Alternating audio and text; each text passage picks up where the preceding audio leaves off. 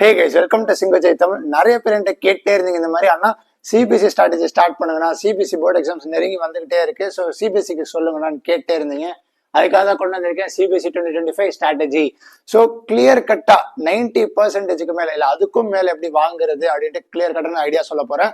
So பார்த்தீங்கன்னா February 21 start ஆகுது CBSE exams. இப்போ வந்துட்டு கிட்டத்தட்ட 3 வீக்ஸ் கூட இல்லை, அது கம்மியாக தான் இருக்கு, 2.5 வீக்ஸ் தான் இருக்கு. ஸோ இப்போவே டக்குன்னு நீங்க எல்லாரும் படிச்சு வச்சிருக்கணும். இப்போதைக்கு ஜே எக்ஸாம்ஸ்லாம் முடிச்சிட்டீங்க. ஸோ இப்போ சிபிஎஸ்சி வரப்போகுது. ஸோ ஜெயில இருக்க சேம் திங் தான் சிபிஎஸ்சி வரும். சிபிஎஸ்சி இஸ் நத்திங் பட் நீங்க டிஸ்கிரிப்டிவா எழுதுவீங்க.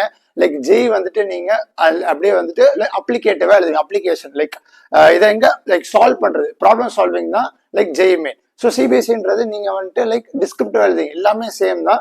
ஸோ ஜே எக்ஸாம் கொடுத்துருப்பீங்க, ஒரு ஐடியா கிடைச்சிருக்கும். அதே கான்செப்ட் தான் இங்கேயே யூஸ் பண்ண போறீங்க. ஸோ இது வந்துட்டு எப்போ வரைக்கும் போகுது அப்படி பார்க்கும்போது March 29 வரைக்கும் போகுது, கரெக்டா? ஸோ கிட்டத்தட்ட ஒரு மாசம் சிபிஎஸ்சி எக்ஸாம்ஸ் போயிட்டு இருக்கு. கிட்டத்தட்ட 3 வாரம் கூட இல்லை. கிளியர் நான் சொல்ல மட்டும் கவனிங்க. அப்படி பார்க்கும்போது டார்கெட் இப்போ நான் 90% அப்படின்னு சொன்னேன். இப்போ நான் எவ்வளவு வாங்கினேன் பார்க்கும்போது 91.8% வாங்கினேன். எப்படி வாங்கினேன் நான் கிளியரா எல்லாத்துக்கும் ஐடியா சொல்லிட்டே இருக்கேன். ஸோ இப்போ 91.8 நான் வாங்கினேன். நீங்க இதுக்கு மேல கண்டிப்பா வாங்க முடியும், ஈஸியா வாங்க முடியும். நான் எப்படி வாங்கணும் கிளியரா சொல்றேன்.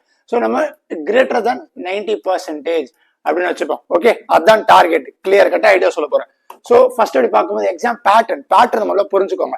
எம்சிக்யூஸ் இருக்கு, ஷார்ட் ஆன்சர் இருக்கு, லாங் ஆன்சர் இருக்கு. இப்போ நான் ரைட்ல இங்க போட்டிருக்கேன் பாருங்க, 1 2 3 4 5 5 1 mark 2 mark 3 mark 4 mark 5 mark எல்லாத்துலயும் இருக்கு. இதுல 16 1 மார்க்ஸ் இருக்கும்.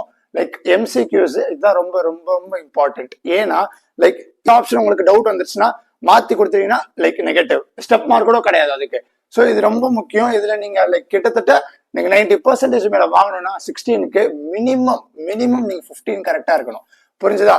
ஸோ இப்ப செகண்ட் 2 மார்க் இருக்கும். 2 மார்க்லாம் சிம்பிளா தான் இருக்கும். டைரக்ட் என்சிஆர்டி பேஸ் தான். பிசிக்ஸா இருக்கட்டும், மேக்ஸா இருக்கட்டும், கெமிஸ்ட்ரியா இருக்கட்டும், டைரக்டா என்சிஆர்டி பேஸ்ட் மட்டும் தான். இந்த 2 மார்க், அதுக்கப்புறம் இந்த 3 மார்க், 4 மார்க் அப்படி பாத்தீங்கன்னா அது கேஸ் ஸ்டடி கொஸ்டின். ஒரு கேஸ் ஸ்டடி கொடுத்துருவா பார்க்கும்போது கிட்டத்தட்ட ஒரு கேஸ் ஸ்டடி வந்துட்டு என்சிடி புக்ல அப்படியே டாட்டா காப்பி பேஸ்ட் பண்ணிருப்பாங்க, இல்ல வேற ஏதாச்சும் ரியல் லைஃப் அப்ளிகேஷன் கொடுத்துருப்பாங்க. கொடுத்துட்டு அது என்சிடி பேஸ்ட்ல தான் இருக்கும். அந்த டைப் ஆஃப் கொஸ்டின்ஸ் 5 கொஸ்டின் இருக்கும். கிளியர் கட்டா அது நீங்க நல்லா புரிஞ்சுக்கிட்டீங்கன்னா, அந்த கான்செப்ட் புரிஞ்சிச்சுன்னா, கான்செப்டுவல் பேஸ் தான் எல்லாமே டைரக்டா நீங்க ஆன்சர் பண்ணிடலாம். அது கொஞ்சம் ட்ரிக்கியா இருக்கும். பட் ஆனா நிறைய பேர் மார்க் விடுறது இந்த 4 மார்க்ல தான் மார்க் விடுவீங்க. இந்த 1 2 3 5 சிம்பிளா தான் இருக்கும். 5 டெரிவேஷன்ஸ் இருக்கும். இப்ப நீங்க கெமிஸ்ட்ரியில பாத்தீங்கன்னா ஆர்கானிக் கெமிஸ்ட்ரி மெக்கானிசம்ஸ் இருக்கும், பிசிக்கல் கெமிஸ்ட்ரி டஃபஸ்ட் சம் இருக்கும். ஆனா இந்த 5 மார்க்கை டிவைட் பண்ணிடுவாங்க. 3 + 2 ஆர்எல்ஸ் 1 + 2 + 1. நீங்க சாம்பிள் பேப்பர்ஸ் பார்த்துருக்கணும், இந்நேரம் பிவைக்யூஸ் போட்டிருக்கணும். கிளியரா உங்களுக்கே புரிஞ்சிருக்கும். கரெக்டா?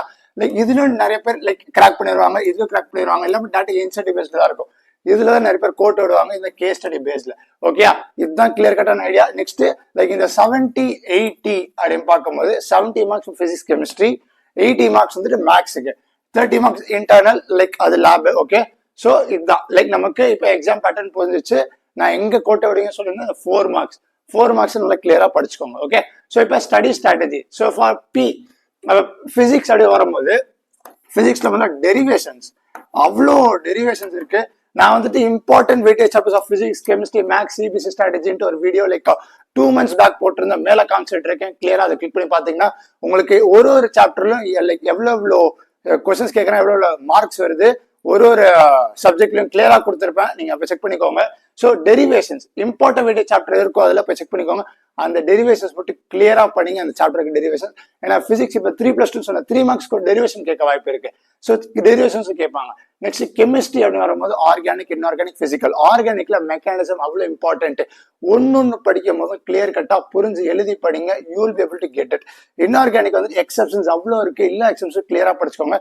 ஜெயிலையும் படிச்சிருப்பீங்க. அதே ஜெயில தான் நீங்க வந்துட்டு கொஞ்சம் ஆப்ஷன் பேஸ்டா போட்டிருப்பீங்க. இங்க கொஞ்சம் எக்ஸ்பிளனேஷன் ரொம்ப இம்பார்ட்டன்ட். ஆர்கானிக் கெமிஸ்ட்ரியில மெக்கானிசம் எதுக்கு நான் சொல்றேன், மெக்கானிசம் மட்டும் கிடையாது, இந்த ரியாக்டன்டோட பேரு, ரியேஜென்டோட பேரு, ப்ராடக்டோட பேரு, எல்லாத்தோட பேரு, அதோட ஸ்ட்ரக்சர் வரைஞ்சிட்டு ஸ்ட்ரக்சர் போட்டுட்டு பேரு, இது என்ன ரியாக்ஷன், இந்த ரியாக்ஷன் எதுக்கு நடக்குது, இந்த ரியாக்ஷன்ல பின்னாடி என்ன சயின்ஸ் இருக்கு எல்லாமே கிளியர் கட்டா எக்ஸ்பிளைன் பண்ணணும் எல்லாத்துக்குமே. ஸோ ஆர்கானிக் கெமிஸ்ட்ரியில 5 மார்க்ஸ் கேட்க வாய்ப்பு இருக்குன்னா எப்படின்னா இந்த மாதிரி ஆர்கானிக் கெமிஸ்ட்ரியில கேட்க வாய்ப்பு இருக்கு. பிசிக்கல் கெமிஸ்ட்ரி சம்ஸ் டைரக்டா ஃபார்முலா பேஸ்டு மட்டும்தான், வேற எதுவுமே கிடையாது. ஓகே, நெக்ஸ்ட் மேக்ஸ் எப்படி வரும்போது நீங்க நிறைய சம் சால்வ் பண்ணாதான், லைக் என்செட்ல இருக்க எல்லா சம்மும் சால்வ் பண்ணுங்க. எக்ஸாம்பிள், புக் பேக் எக்ஸசைஸ் எல்லாமே லைக் மிஸ்செலேனியஸ் ப்ராப்ளம்ஸ் எல்லாமே சால்வ் பண்ணுங்க. ஆஸ் மச் ஆஸ் ப்ராக்டிஸ் எவ்வளோ இருந்தாலும். ஏன்னா மேக்ஸ் வந்துட்டு ஜெயில கஷ்டப்பட்டது எவ்வளவு பேர் கஷ்டப்பட்டு எனக்கும் தெரியும். லைக் நானும் கஷ்டப்பட்டு தான் வந்திருக்கேன். அதே தான் நீங்க சொல்றேன், கொஞ்சம் கஷ்டப்படுங்க, நிறைய சம்ஸ் போடுங்க, கிளியர் கட்டா நம்ம ஈஸியா நம்ம மார்க் வாங்கிடலாம் மேக்ஸ்ல. லைக் புக்ஸ் யூஸ் பண்ணணும்னா all in one book use பண்ணுங்க. டெரிவேஷன்ஸ் கிளியர் கட்டா கொடுத்துருப்பாங்க. பிசிக்ஸ்க்கு, கெமிஸ்ட்ரிக்கு, ஆர்கானிக் கெமிஸ்ட்ரிக்கு எப்படி கொடுத்துருப்பாங்க. மேக்ஸுக்கு ஆல் இன் ஒன் யூஸ் பண்ணுங்க. லைக் கிளியர் கட்டா லைக் அவ்வளவு பெரிய எக்ஸாம்பிள்ஸ் இருக்கு, அவ்வளவு ப்ராக்டிஸ் பண்ணீங்கன்னா உங்களுக்கு கிளியர் கட்டா பிசிக்ஸ் கெமிஸ்ட்ரி மேக்ஸ்ல கண்டிப்பா மார்க்ஸ் எடுத்துக்கலாம். நான் நெக்ஸ்ட் ஸ்டெப் பார்க்கும்போது NIAT, இதனடா NIAT அப்படின்னு நினைச்சிட்டு இருப்பீங்க. அதுக்கு தான் சொல்லிட்டு இருக்கேன், JEE students as well as non JEE students கிளியரா கவனிச்சுக்கோங்க. லைக் நிறைய பேர் எதுக்கு இந்த IIT NITஸ்ல ஜாயின் பண்ண ஆசைப்படுறாங்க பார்க்கும்போது super academics, placements and infrastructure கேட்கறேன். நீங்களும் IIT NIT ஸ்டூடெண்ட்ஸ் எக்ஸ்பீரியன்ஸ் பண்ற மாதிரி உங்க கரியரை ஸ்டார்ட் பண்ண ஆசையா இருக்கா? அதுக்கு தான் நான் கொண்டு வந்திருக்கேன் இந்த NIAT, next institute of advance technology. இங்க நம்ம சென்னையில 4 இயர் ஆன் கேம்பஸ் ப்ரோக்ராம் வந்துட்டு இருக்கு. NIAT வந்துட்டு ஒரு இன்னொரு காலேஜ் மட்டும் கிடையாது, ஒரு சூப்பரான லேர்னிங் எக்ஸ்பீரியன்ஸோட சேர்த்து from the first year students வந்துட்டு ரியல் லைஃப் ப்ராஜெக்ட்ஸ்ல ஒர்க் பண்ண ஆரம்பிப்பாங்க. டாப் டெக் எக்ஸ்பர்ட்ஸ்ல இருந்து பர்சனல் மென்டார்ஷிப், பிராக்டிகல் நாலேஜ் கிடைக்கும். CSC அண்ட் BTech ப்ரோக்ராம்ஸ்க்கு ஸ்பெஷலா ஃபோக்கஸ் பண்ணி இதை ஸ்டார்ட் பண்ணிருக்காங்க. அட்மிஷன் ஓபன் ஆயிருக்கு, பட் ஆனா லிமிடெட் சீட்ஸ் மட்டும் தான் இருக்கு. அப்ளிகேஷன் லிங்க் என் டிஸ்கிரிப்ஷன் பாக்ஸ்ல இருக்கு, அதை ஃபில் பண்ணி பேசிக்கான எக்ஸாம் கிளியர் பண்ணீங்கன்னா நீங்களும் அந்த சீட் செக்யூர் பண்ணலாம். ஸோ இப்பவே போயிட்டு அப்ளை பண்ணிக்கோங்க. ஸோ நெக்ஸ்ட் அடி வரும்போது ரிவிஷன் பிளான் அப்படி பார்க்கும்போது NCERT தான் நான் சொன்னேன். NCERT லைன் மேலே படிச்சீங்கன்னா உங்களுக்கு கிளியரா புரியும் அப்படின்னு சொல்றேன். ஸோ NCERT படிங்க. அதே மாதிரி புக்ஸ் என்ன புக்ஸ் ரெஃபர் பண்ணணும்னா NCERT மேலே சொல்றேன்னா அதுக்கப்புறமா ஆல் இன் ஒன்னு சொல்லியிருந்தேன். ஆல் இன் ஒன் கிளியர் கட்டா டெரிவேஷன், மெக்கானிசம்ஸ் எல்லாமே லைக் மேக்ஸ் அவ்வளோ சம்ஸ் அவ்வளோ ப்ராப்ளம் சொல்லுங்க இருக்கு, எல்லாமே கிளியர் கட்டா படிச்சீங்கன்னா பண்ணிக்கலாம். Next focus on weightage. இந்த வெயிட்டேஜ் என்ன வெயிட்டேஜ்னா நான் வந்து சொல்லியிருந்தேன்ல, அந்த வீடியோ போய் செக் பண்ணிக்கோங்க. கிளியரா லைக் ஒரு சாப்டருக்கும் என்னென்ன இருக்குன்ட்டு லைக் இவ்வளவு மார்க்ஸ் தான் வருது, இதுதான் மெயினான கான்செப்ட் எல்லாம் கிளியரா சொல்லியிருப்பேன். கிளியரா போய் செக் பண்ணீங்கன்னா உங்களுக்கே புரியும். ஸோ இந்த ஃபோக்கஸ் ஆன் வெயிட்டேஜ்னா லைக் இந்த ரிவிஷன் பீரியட்ல லைக் கிட்டத்தட்ட 2.5 வாரம் தான் இருக்கு. 2 வாரத்துல என்ன பண்றீங்கன்னா கொஞ்சமா லைக் வெயிட்டேஜ் டாபிக் மட்டும் ரிவைஸ் பண்ணிட்டே வரீங்க. Important derivations, important mechanism, important problem solving எல்லாமே கிளியர் கட்டா ஒன்னொன்னா படிச்சீங்கன்னா கண்டிப்பா நம்ம கரெக்டா ரிவைஸ் பண்ணிட்டு வந்துட்டு உங்களுக்கு எது ஸ்ட்ராங்கா வருமோ அதை முதல்ல ஸ்டார்ட் பண்ணுங்க. அதுக்கப்புறமா ஏன்னா லைக் வெயிட்டேஜ் சாப்டர்ஸ் லிஸ்ட் எடுத்துக்கோங்க. லிஸ்ட் எடுத்துக்க அப்புறமா எது ஸ்ட்ராங்கா வருதோ அதை ஸ்டார்ட் பண்ணுங்க. ஸ்ட்ராங் இந்த சென்ஸ் உங்களுக்கு நல்லா வருமோ. அதுக்கப்புறமா உங்களுக்கு வீக்கா இருப்பீங்களோ சில ஏரியா சில சாப்டர்ஸ்ல, அது கடைசியா வந்துக்கோங்க. ஸோ டோட்டலா இல்லாம ஈக்குவல் வெயிட்டேஜ்ல தான் இந்த 2 வாரத்துல லைக் ரிவிஷன் ஸ்டார்ட் பண்ணிருப்பீங்கன்னு நினைக்கிறேன். ஸ்டார்ட் பண்ணணும், இப்போ ஸ்டார்ட் பண்ணிட்டு டக்குன்னு இல்லாம ரிவைஸ் பண்ணுங்க. இம்பார்ட்டன்ட் டெரிவேஷன், மெக்கானிசம்ஸ் எல்லாமே கிளியரா நம்ம ஈஸி தான். எல்லாமே JEE படிச்சிருக்கீங்க, எல்லாமே ஈஸி தான். ஈஸியா மார்க் வாங்கலாம், எல்லா கான்செப்டும் உங்களுக்கு தெரியும். அதுக்கு தான் சொல்லிட்டு இருக்கேன். ஸோ நெக்ஸ்ட் டே வரும்போது மெயின் திங் இதுதான். லைக் நம்ம எவ்வளவுதான் படிச்சாலும் நீங்க கேவலமா எழுதுனீங்கன்னா வாய்ப்பே கிடையாது. அதுக்கு தான் சொல்றேன். ஸோ ஆன்சர் ரைட்டிங் எப்படி நம்ம லைக் எழுதணும், ஆன்சர் ஷீட் எப்படி எழுதணும், பிரசன்டேஷன் மேட்டர்ஸ். நீங்க தப்பா எழுதிருந்தா கூட அடிக்காம கிளீன் அண்ட் நீட்டா எழுதிருந்தீங்கன்னா பார்த்தோன்னே அதுக்காச்சும் ஒரு மார்க் எக்ஸ்ட்ரா போடுவாங்க. ஆனா அதுவே நீங்க கரெக்டா எழுதிருந்தீங்கன்னா லைக் டாப் கிளாஸ்ல பிரசன்டேஷன்ஸ்னா கண்டிப்பா சென்டமே வாங்கலாம். அதுதான் சொல்லிட்டு இருக்கேன். ஸோ பிரசன்டேஷன் நிறைய டீச்சர்ஸ் பார்ப்பாங்க, பிரசன்டேஷன் மேட்டர்ஸ். அதுதான் சொல்லிட்டு இருக்கேன். Next word limit, straight to the point போயிருங்க. என்ன கேட்கறாங்களோ straight to the point, go and stick to the point. அதுக்கு மேல லைக் எழுதாதீங்க. லைக் தேவையில்லாத இப்போ ஒரு கான்செப்ட் கேட்கறாங்களா அந்த கான்செப்ட் ஃபுல்லா ஆக்ஷன் பண்ணுங்க. அது தவிர்த்து வேற எதுவும் ஆக்ஷன் பண்ணாதீங்க. வேர்ட் லிமிட் கரெக்டா ஸ்டிக் டு தி பாயிண்ட். அந்த பாயிண்ட்ல இருக்குன்னா கண்டிப்பா அவங்க ரெகக்னைஸ் பண்ணி ஓகே கரெக்டா வந்திருக்கான், மார்க் போடலாம் அப்படின்னு சொல்லுவாங்க. So next diagram.